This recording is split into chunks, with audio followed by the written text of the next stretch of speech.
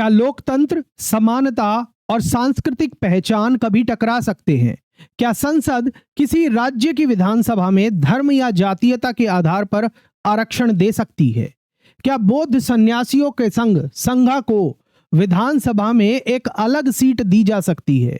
और अगर वो राज्य हाल ही में भारत में शामिल हुआ हो, जैसे कि सिक्किम राज्य 1975 में हुआ था? इन सभी सवालों का जवाब मिलता है सुप्रीम कोर्ट के ऐतिहासिक मामले आरसी पोडियाल बनाम भारत संघ 1994 सुप्रीम कोर्ट। यह केस सिर्फ आरक्षण का नहीं है विधानसभा में, यह केस है संवैधानिक पहचान, राज्य की स्वायत्तता और भारत की विविधता को समेटने का। चलिए इस केस को बहुत विस्तार से समझते हैं कि सुप्रीम कोर्ट ने कैसे जो ये लीगल सवाल थे, कानूनी मुद्दे थे, उनका कैसे निपटारा किया, उसको हम समझते हैं। मैं हूं आशीष जैन और फाउंडर हूं दून लॉ मेंटर का, जहां हम आपकी तैयारी कराते हैं न्यायिक और अभियोजन अधिकारी परीक्षाओं के लिए। तो चलिए केस को स्टार्ट कर रहे हैं। सबसे पहले हम सिक्किम के इतिहास की और सामाजिक राजनीतिक संदर्भ के बारे में बात करते हैं। 1975 से पहले सिक्किम एक स्वतंत्र राज्य था। वहां पर चोग्याल नामक बौद्ध राजशाही शासन करती थी। चोग्याल नामक बौद्ध राजशाही शासन करती थी और 1975 से पहले वो एक स्वतंत्र राज्य था, भारत का हिस्सा नहीं था। समय के साथ नेपाली प्रवासी बहुसंख्यक हो गए सिक्किम में, जिससे भूटिया और लेप्चा समुदायों के साथ तनाव बढ़ा। जनसांख्यिकी में परिवर्तन हुआ, नेपाली अप्रवासी बहुमत में आ गए, भूटिया लेप्चा समुदायों के साथ तनाव बढ़ा। 1973 में भारी विरोध और राजनीतिक अस्थिरता के बाद त्रिपक्षीय समझौता हुआ। किसके बीच में? चोग्याल के बीच में, भारत सरकार के बीच में और सिक्किम के जितने भी राजनीतिक दल थे उनके बीच में एक समझौता हुआ। इसके परिणाम स्वरूप 1975 में 36वां संविधान संशोधन किया गया और उसके तहत सिक्किम को भारत का 22वां राज्य बनाया गया। और उसी संविधान संशोधन के तहत भारत के संविधान में एक नया अनुच्छेद जोड़ा गया, 371F। भारत ने सिक्किम की सांस्कृतिक विविधता और जनसांख्यिक संरचना की रक्षा के लिए विशेष संवैधानिक प्रावधान भी किए जब सिक्किम भारत के अंदर शामिल हुआ इस समझौते के फलस्वरूप।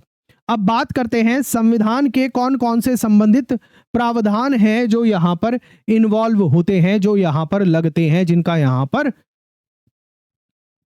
संबंध है। सिक्किम को भारत में शामिल करते समय दो प्रमुख संवैधानिक प्रावधान महत्वपूर्ण रहे। पहला तो है अनुच्छेद 2 और दूसरा है अनुच्छेद 371F।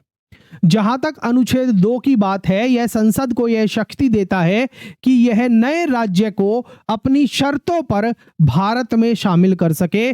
संसद को शक्ति देता है कि वो नए राज्य को स्वीकार करते समय कुछ शर्तें लगा सकते हैं, अपनी शर्तों पर शामिल कर सकते हैं, अपनी शर्तों पर भारत में शामिल कर सकते हैं। और दूसरा है अनुच्छेद 371F। 36वें संशोधन द्वारा यह प्रावधान भारत के संविधान के अंदर जोड़ा गया, जो सिक्किम को विशेष संवैधानिक संरक्षण देता है। सिक्किम को विशेष संवैधानिक संरक्षण देता है, जैसे कि भूटिया लेप्चा समुदाय के लिए सीट आरक्षण और बौद्ध मठ संघा के लिए एक विशेष सीट विधानसभा के अंदर, और उसके साथ साथ अनुसूचित जातियों के लिए भी सीट आरक्षण के प्रावधान इसके तहत, विशेष प्रावधान के तहत किए गए। इस प्रकार सिक्किम की विधानसभा पूरी तरह एक व्यक्ति एक वोट के सिद्धांत पर आधारित नहीं थी। समझिएगा, जैसे अब ये विशेष प्रावधान किए गए कि भूटिया लेप्चा को आरक्षण मिलेगा और उसके साथ साथ बौद्ध मठ के लिए एक अलग से सीट रिजर्व कर दी गई है, संघा के लिए, अनुसूचित जातियों के लिए भी सीट के आरक्षण। तो इस प्रकार जो सिक्किम की विधानसभा थी वो पूरी तरह एक वोट एक वोट एक व्यक्ति के सिद्धांत पर आधारित नहीं थी। अब बात करते हैं कि जो ये केस हम डिस्कस कर रहे हैं आरसी पौडियाल बनाम भारत संघ, इसके तथ्य क्या हैं, इसके फैक्ट्स क्या हैं।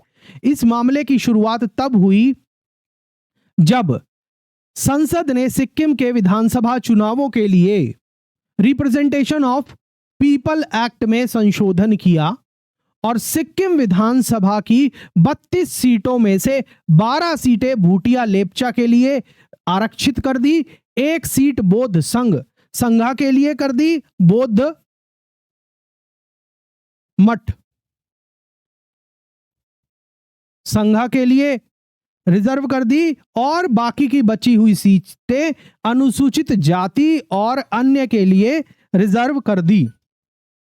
आरसी पौडियाल एक नेपाली मूल के सिक्किम नागरिक ने इस आरक्षण प्रणाली को सुप्रीम कोर्ट के अंदर चुनौती दे दी और उनके जो तर्क थे वो इस प्रकार। पहला, नंबर 1, यह धार्मिक और जातीय भेदभाव है, यह धार्मिक और जातीय भेदभाव है। और दूसरा, अनुच्छेद 14-15 का भी उल्लंघन है और उसके साथ साथ धर्मनिरपेक्षता का भी उल्लंघन है और यह लोकतंत्र के मूल मूल्यों के भी खिलाफ है। अब बात करते हैं उठाए गए जो प्रमुख कानूनी प्रश्न हैं सुप्रीम कोर्ट के सामने, उनको एक बार जिक्र करते हैं कि सुप्रीम कोर्ट को कौन कौन से सवालों का जवाब देना था इस केस के अंदर। सुप्रीम कोर्ट के सामने ये जो मुख्य प्रश्न थे, मुख्य सवाल थे, वो इस प्रकार है। जो पहला सवाल है वो ये था कि अनुच्छेद 2 की सीमा क्या है। पहला, क्या संसद अनुच्छेद 2 के तहत आरक्षण की शर्तें तय कर सकती है? क्या संसद आरक्षण कानून लागू कर सकती है? और अनुच्छेद 2 की सीमा क्या है? मतलब अगर सिंपल भाषा में कहूं तो मतलब पहला सवाल यह था कि क्या संसद अनुच्छेद 2 के तहत आरक्षण की शर्तें तय कर सकती है। दूसरा सवाल यह था, क्या धर्म और जातीयता आधारित आरक्षण धर्मनिरपेक्षता और समानता के खिलाफ है? क्या धर्म और जातीयता आधारित आरक्षण है, क्या वो धर्मनिरपेक्षता का उल्लंघन है? क्या वो धर्मनिरपेक्षता का उल्लंघन है और समानता का उल्लंघन है? तीसरा सवाल था, क्या न्यायपालिका को अनुच्छेद 2 के तहत संसद की शर्तों की समीक्षा करने का अधिकार है? क्या न्यायालय को अनुच्छेद 2 के तहत संसद की शर्तों की समीक्षा करने का अधिकार है या नहीं? और इस केस के अंदर जो चौथा कानूनी प्रश्न सुप्रीम कोर्ट के सामने था वो ये था कि क्या सांघा सीट जो बौद्ध मठ के लिए रिजर्व की गई थी संविधान की भौतिक संरचना यानी कि बेसिक स्ट्रक्चर का उल्लंघन है या नहीं?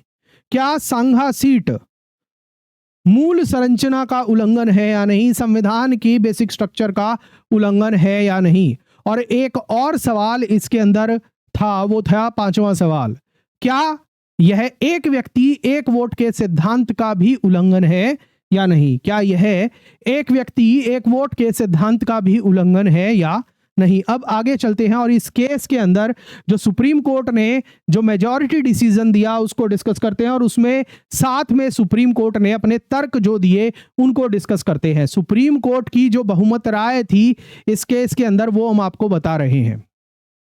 इस केस के अंदर सुप्रीम कोर्ट की बहुमत राय ने इन सभी प्रावधानों को पहली बात तो संवैधानिक करार दिया, इन सभी प्रावधानों को संवैधानिक करार दिया। जो मुख्य तर्क सर्वोच्च न्यायालय के द्वारा इनको संवैधानिक करार करते समय दिए गए वो इस प्रकार है। पहला, संसद की शक्ति अनुच्छेद 2 के तहत व्यापक है लेकिन असीमित नहीं है। संसद की शक्ति अनुच्छेद 2 के तहत व्यापक है लेकिन असीमित नहीं है। दूसरा, भूटिया लेप्चा आरक्षण वाजिब वर्गीकरण यानी कि रीजनेबल रेस्ट्रिक्शन है, ना कि मनमाना भेदभाव। भूटिया लेप्चा आरक्षण उचित वर्गीकरण है, मनमाना नहीं है। रीजनेबल क्लासिफिकेशन है, रीजनेबल क्लासिफिकेशन संविधान के अनुच्छेद 14 के तहत रीजनेबल क्लासिफिकेशन है, मनमाना वर्गीकरण नहीं है। और तीसरा, अनुच्छेद 371F मौलिक संरचना का उल्लंघन नहीं है बल्कि सांस्कृतिक विविधता की रक्षा करता है। अनुच्छेद 371 एफ मौलिक संरचना का उल्लंघन नहीं है बल्कि सांस्कृतिक विविधता की रक्षा करता है।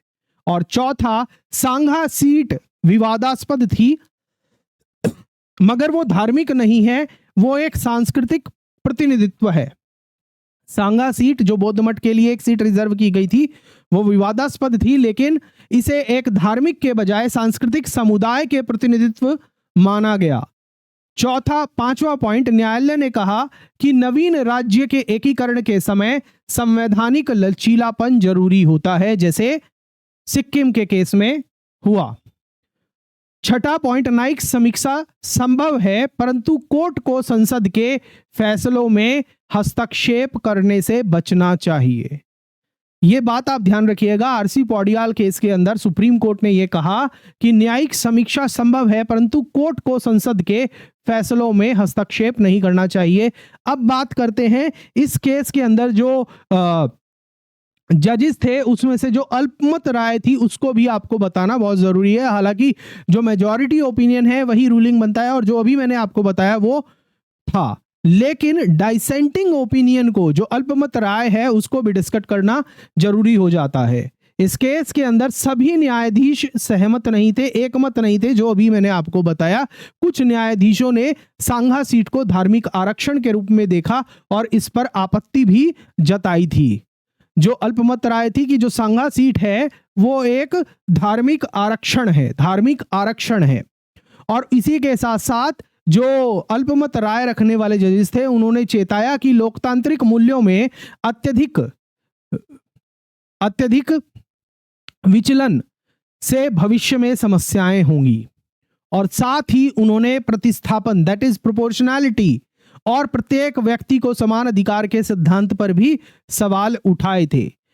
फिर भी बहुमत की राय के चलते ये जो अल्पमत की राय थी वो नहीं मानी गई और जो प्रावधान जो संविधान की 36वें संशोधन के तहत 371 एफ सिक्किम को बनाते समय जो प्रावधान आए थे, जो इस केस के अंदर जो लीगल सारी चीजें थी वो सब कुछ वैध करार दिए गए। जितने भी लीगल इश्यूज थे उनको सुप्रीम कोर्ट ने पॉजिटिवली डिसाइड किया। अब बात करते हैं इस फैसले का क्या प्रभाव है और आज के समय में समकालीन क्या महत्व है। यह निर्णय भारतीय संघवाद और संवैधानिक लचीलेपन का एक बेमिसाल उदाहरण है। इसने हमें दिखाया कि कैसे अनुच्छेद 2 और 371 एफ का उपयोग राज्य को शांति से एकीकृत करने के लिए किया जा सकता है। हमें यह बताया कि जो सांस्कृतिक आरक्षण है वो धर्मनिरपेक्षता के खिलाफ भी नहीं है। इस केस ने आरसी पौडियाल बनाम भारत संघ ने हमें दिखाया कि कैसे अनुच्छेद 2 और 371 एफ का उपयोग राज्य को शांति से एकीकृत करने में किया जा सकता है। और तीसरा, इसने ये भी स्पष्ट किया कि संस्कृति आधारित आरक्षण धर्मनिरपेक्षता के खिलाफ है। इसने बताया कि मौलिक संरचना सिद्धांत नए राज्यों पर भी लागू होता है। जो बेसिक स्ट्रक्चर डॉक्ट्रिन है वो नए राज्यों पर भी लागू होता है। यह फैसला आज भी आरक्षण, धर्मनिरपेक्षता, राज्यों की विशेष स्थिति के मामले के संदर्भ में उपयोग होता है। अब बात करते हैं कि ये केस आप लोगों के लिए जो न्यायिक परीक्षाओं की अभियोजन अधिकारी या फिर यूपीएससी की तैयारी कर रहे हैं तो आपके लिए यहां पर आपको क्या क्या ध्यान देने की जरूरत है। ये प्रावधान एक तो अनुच्छेद 2 की शक्ति के बारे में बताता है कि न्यायिक समीक्षा के अधीन है, और दूसरा, अनुच्छेद 371 एफ जैसे विशेष प्रावधान संविधान के अनुरूप होते हैं, और तीसरा, सिक्किम का मॉडल संविधान और संस्कृति के बीच संतुलन को दर्शाता है। ये जो केस है बहुत महत्वपूर्ण है। जब आप उत्तर लिखेंगे किससे रिलेटेड, आपका एसए में आरक्षण से रिलेटेड, या फिर डायरेक्ट क्वेश्चन आए धर्मनिरपेक्षता से रिलेटेड, संघीय ढांचे से रिलेटेड, राज्य की स्वायत्ता से संबंधित, या फिर संसद की शक्तियों से संबंधित अगर कोई सवाल आए तो वहां पर आप इसे लिख सकते हैं। इसी के साथ जो हमारा केस एनालिसिस है वो खत्म होता है, विश्लेषण होता है खत्म आरसी पौडियाल बनाम भारत संघ का।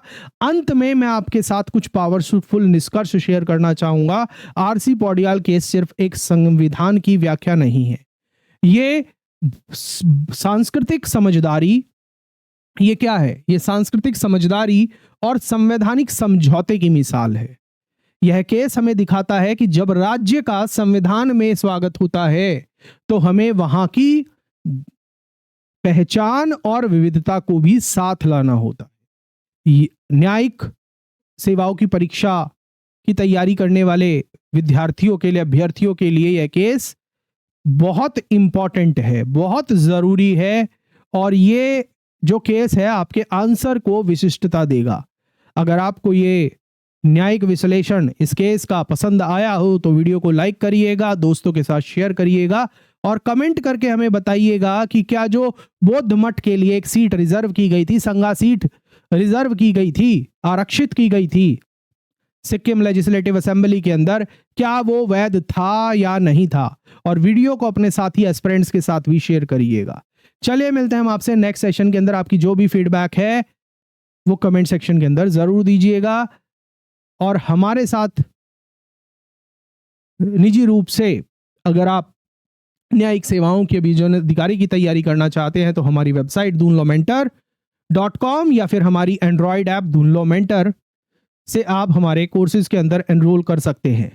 अगस्त 15, 2025 से एक स्पेशल हिंदी मीडियम का बैच स्टार्ट हो रहा है न्यायिक सेवाओं के लिए और अभियोजन अधिकारी के लिए, तो आप उसमें एनरोल भी कर सकते हैं।